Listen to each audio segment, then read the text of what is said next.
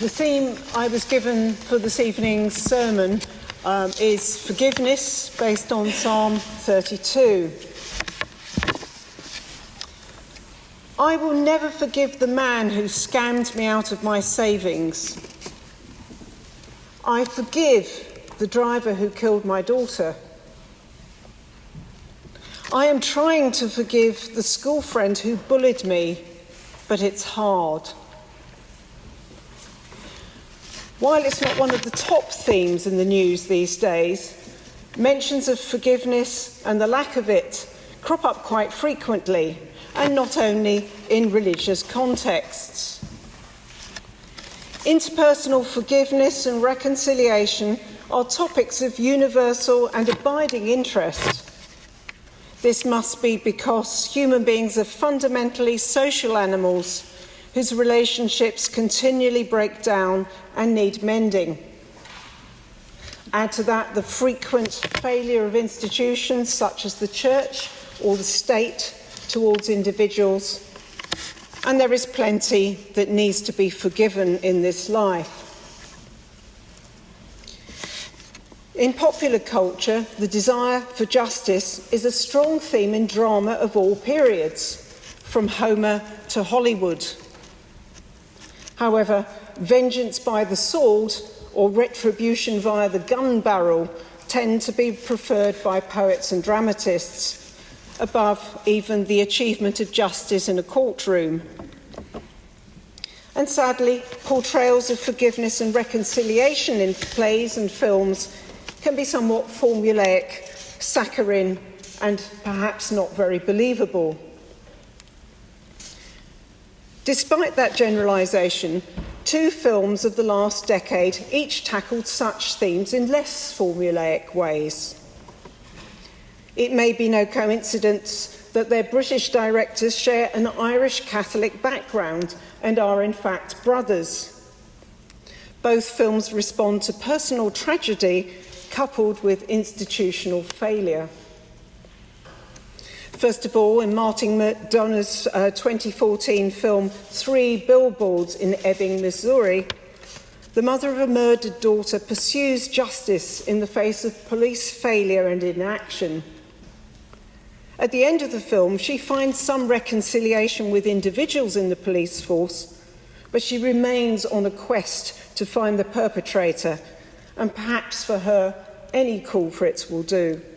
Her anger and her misery need to find a target. Martin McDonagh's brother, John Michael, directed a similarly hard-hitting film 3 years later in 2017, called, appropriately, Calvary. This drama is set in Northwest Ireland.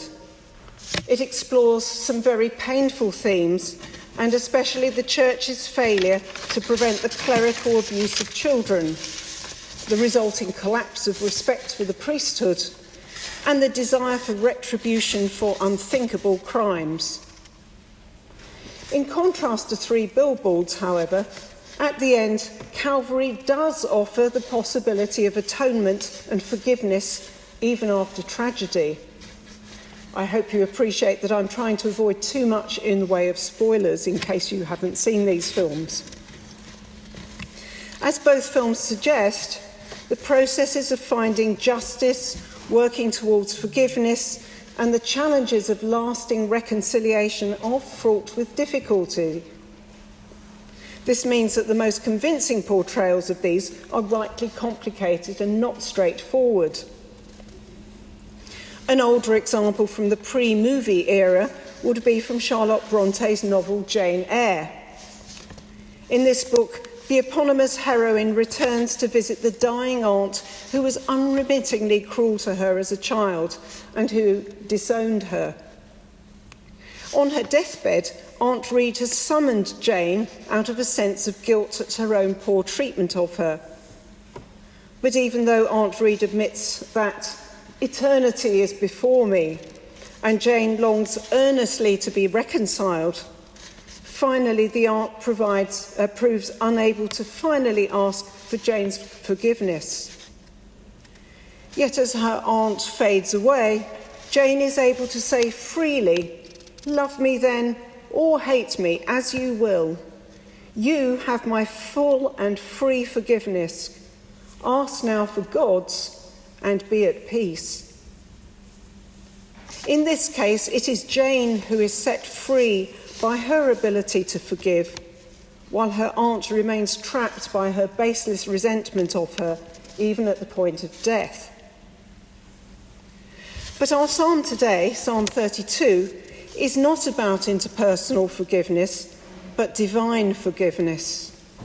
Blessed is he whose unrighteousness is forgiven and whose sin is covered. Blessed is the man unto whom the Lord imputeth no sin, and in whose spirit there is no guile. The origins of that psalm take us back around 2.5 millennia to the sanctuary of the God of Israel. The speaker of the psalm expresses thankfulness for God's forgiveness, having confessed. Perhaps also they offered a sacrifice in the sanctuary in order to be reconciled with God. We are not told exactly what the speaker had done wrong. Probably this psalm couldn't have had such a long shelf life if it had been more specific. But the suggestion is that, as was common in the ancient world, the person may have interpreted a physical illness as a sign of divine displeasure for some personal or cultic transgression. In the Gospel of Luke, chapter 18, we find a rather different perspective on divine human forgiveness in the sanctuary. In this parable, although it's more of a story, two contrasting characters have come up to the temple in Jerusalem to pray. One is a Pharisee, a paragon of piety and virtue.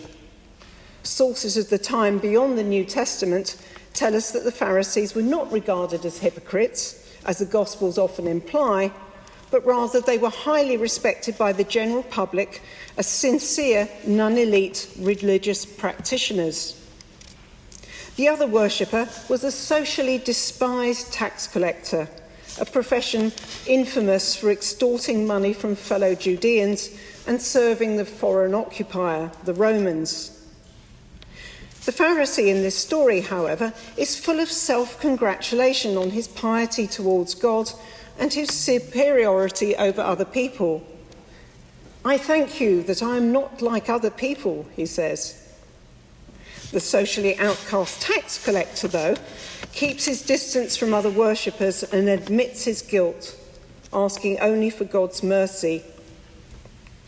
Jesus finishes the story by stating that it is the tax collector who is set right with God, simply by his humble confession, rather than the Pharisee who reminds God of his moral superiority and his acts of piety. The line in the Lord's Prayer, "Forgive us our trespasses as we forgive those that trespass against us," brings together divine and human forgiveness. It recognises our own fractured relationship with God, if we have faith, with others, and also with ourselves. It is phrased in an interesting way. It doesn't state that God can only forgive us if we have already forgiven others.